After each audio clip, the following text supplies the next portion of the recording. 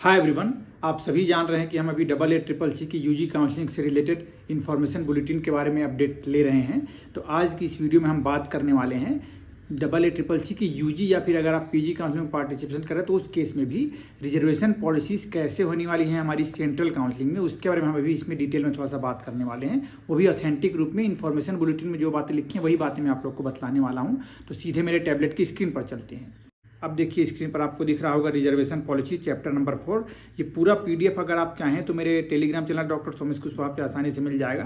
मैंने कुछ points highlight कर रखे हैं, उसी के बारे में यहाँ पे डिस्कस करने वाला हूँ कि AA CCC की जो काउंसलिंग होने वाली है यहाँ पे government aided, national institute, central universities, इन सब में कैसे कैसे रिजर्वेशन दी जाएगी। डीम्ड की बात यहाँ पे नहीं हो रही, ठीक है। गवर्नमेंट एडेड, सेंट्रल यूनिवर्सिटीज़ या नेशनल इंस्टीट्यूट्स और बी फार्मा का जो आप कोर्स कर देख रहे थे जामनगर में वहाँ पे। तो यहाँ पे देखिए SC कैटेगरी के लिए मैं रेड पेन का इस्तेमाल करता हूँ थोड़ा बताने के लिए, 15% रिजर्वेशन वहाँ पे है। ST कैटेगरी के लिए 7.5% रिजर्वेशन वहाँ पे है। और ये भी दिया गया है कि बेनिफिट उनको ही मिलेगा जिनका की जो जिस कैटेगरी का मतलब जिनका कैटेगरी सेंट्रल लिस्ट में इस कैटेगरी में फॉलो होता है, रिजर्वेशन कैटेगरी में। और अगर आप वो सेंट्रल लिस्ट नहीं देखे हैं, देखना चाह रहे हैं, तो यहाँ पे देखिए ब्लू कलर में मेंशन, मैं इसको रेड कलर से मेंशन कर दे रहा हूँ आप लोगों के लिए।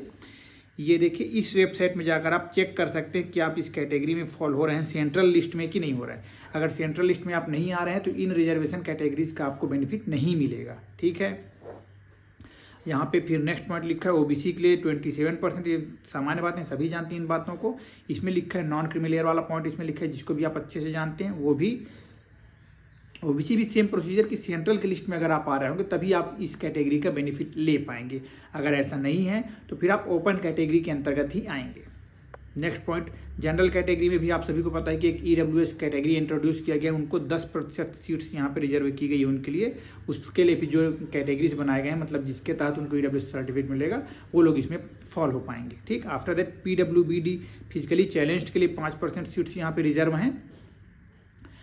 और as per the relevant regulations under NCISM NCH act 2020, तो यहाँ पे मिनिमम कितना डिसेबिलिटी रिक्वायर्ड होता है, तो 40% डिसेबिलिटी अगर 40% डिसेबिलिटी है तो फिर आपको फिजिकली चैलेंज्ड पर्सन वाले कैटेगरी में आप बेनिफिट रिजर्वेशन का ले सकते हैं। और यहाँ पे एक बात और यहाँ पे क्लियर की गई है कि लोकोमोटर डिसेबिलिटी और विजुअल डिसेबिलिटी या फिर सीवियर डिसलेक्सिक डिसेबिलिटी को के बच्चे भी यदि फिट पाए जाते हैं इस कोर्स को परस्यू करने के लिए, तो भी आप इस PWBD कैंडिडेट मतलब कैटेगरी का बेनिफिट ले सकते हैं। उसके लिए आपको क्या करना पड़ेगा, बस एक डिसेबिलिटी सर्टिफिकेट जो कि जिसका फॉर्मेट इस ब्राउज़र में दिया हुआ है, आप उसको मेरे पेज से देख भी पाएंगे।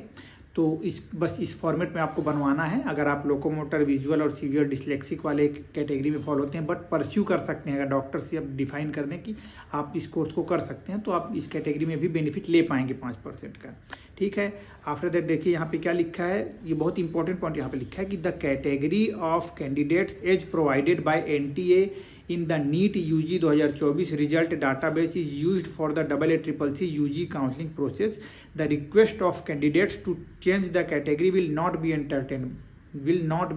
मतलब कि कई बच्चे ऐसा कहते हैं, जैसे मेरे पास कुछ बच्चों के मैसेज भी आ चुके हैं कि उन्होंने पहले जैसे वो स्टेट में तो कैटेगरी में फॉल हो रहे हैं बट सेंट्रल में उस कैटेगरी में फॉल हो नहीं रहे थे। और उस समय फॉर्म भरते समय हमको इतना ध्यान नहीं रहता है भाई, हम जब स्कूल्स के फॉर्म भरते हैं, कॉलेजेस के फॉर्म भर रहे हैं, तो ये लगता है कि हम इस कैटेगरी में हैं तो उस कैटेगरी का हमने डाल दिया फॉर्म, है ना। बट बाद में हमको पता चला कि सेंट्रल में हम उस कैटेगरी में फॉल ही नहीं हो रहे, तो अब हम क्या करें। तो इसमें ज़्यादा कुछ कैटेगरी चेंज करने का तो आपके पास कोई ऑप्शन अभी है नहीं, नॉट एंटरटेन लिख दिया है। आप केवल जब चॉइस फिलिंग करेंगे तो ये ध्यान रखिएगा आपको अपने ओपन कैटेगरी वाले ऑप्शन को ही चूज करना है। जो UR कैटेगरीज में सीट फॉल हो रही होंगी तो उनको चूज करेंगे आप, तभी बेनिफिट मिल पाएगा आपको। अदरवाइज लास्ट में प्रॉब्लमेटिक हो जाएगा आपके लिए, मतलब सिलेक्शन हो आपका ना हो, पर चुनना आपको फिर उन्हीं में से पड़ेगा। कैटेगरी वाला चुनने का प्रयास करेंगे और चले जाएंगे आप बाहर, आप ठीक है। तो इसको थोड़ा ध्यान रखिएगा। अब यहाँ पे देखिए एक और पॉइंट लिखी हुई है कि जो भी सीट्स हैं वो कैटेगरी वाइज डिवाइडेड रहेंगी। अब वहाँ पे मेंशन की जाएंगी, तो यहाँ पे क्या लिखा हुआ है, पब्लिश्ड आफ्टर सेकेंड राउंड, मतलब कि जितनी भी सीट्स वैकेंट रहेंगी, जो भी चीज़ें रहेंगी जो कि सेकेंड राउंड काउंसलिंग कंप्लीट होने के बाद पब्लिश की जाएंगी, will be converted during the third round of counselling. वो सभी कन्वर्ट की जा सकती हैं थर्ड राउंड में as per the following centrally approved conversion algorithm. मैं नीचे उसको बता रहा हूँ कैसे कन्वर्ट होगा वो। Only if the reserve seat is not opted by any candidate, non availability of candidates in that particular category in round third. मतलब कि राउंड 3 में अगर कन्वर्ट होगा तब कब होगा, जब उस कैटेगरी के बच्चे वहाँ पे दिख ही नहीं रहे। मतलब वो तो सिस्टम में ऑटोमेटिक सब सेट होगा कंप्यूटराइज्ड ही, बट अगर नहीं शो कर रहे हैं, अगर वो बच्चे कैटेगरी वाले नहीं मिल रहे तो वो डायरेक्टली उसको अपने हिसाब से ही कन्वर्ट कर लेगा, जैसी जैसी वही एल्गोरिथम यहाँ पे लिखा हुआ है। क्या लिखा है थोड़ा सा मैं एक बार पहले उसी दिखला देता हूँ। ST PWD का अगर कैंडिडेट नहीं मिल रहा तो ऑटोमेटिकली वो ST में कन्वर्ट हो जाएगा। अगर राउंड 3 में किसी ने चॉइस फिलिंग कर रखी है ST वाले बच्चे ने और ST PWD का कैंडिडेट कोई नहीं मिल रहा है, तो ST PWD वाला कैंडिडेट और ST PWD जो सीट वैकेंट है वो ऑटोमेटिकली ST कैटेगरी में कन्वर्ट हो जाएगी। और अगर कोई ऐसा बच्चा वहाँ पे है ST कैटेगरी वाला तो उसको वो सीट मिल जाएगी। इसी तरीके से सभी है, SC PWD का SC में कन्वर्ट हो जाएगा, UR PWD का UR में कन्वर्ट हो जाएगा, फिर OBC PWD का OBC में पहले कन्वर्ट, मतलब कि अगर PWD वाला है तो पहले वो उसी कैटेगरी में कन्वर्ट होगा। जैसे ST का ST में हुआ, SC PWD का SC में, UR PWD का UR में, OBC PWD का OBC में, जनरल EWS PWD का जनरल EWS में। फिर उसके बाद वैसे ही उसका ST कैंडिडेट्स अगर नहीं मिल रहे हैं अब तो ST का कन्वर्जन होगा SC में, फिर SC का कन्वर्जन होगा UR में, और जनरल EWS का भी हो जाएगा UR में।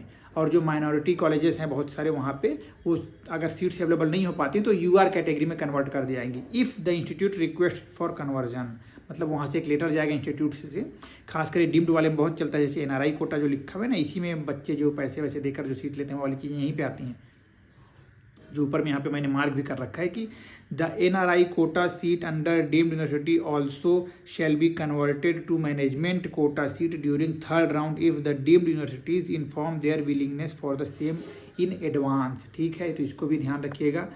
ये थोड़ा सा हमारा रिजर्वेशन पॉलिसी है जो काउंसलिंग में पार्टिसिपेशन लेने के दौरान हमको ध्यान रखना है कि हम किस कैटेगरी में आ रहे हैं कि नहीं आ रहे हैं। अगर सीट नहीं मिली है तो कन्वर्ट होगा कैसे, क्या होगा, ये सब चीज़ें मैंने आपको एक्सप्लेन कर दी। अब कोई डाउट होगा तो इससे रिलेटेड कोई डाउट होगी तो मुझे बताइएगा। Stay connected for such helpful videos. Thank you so much.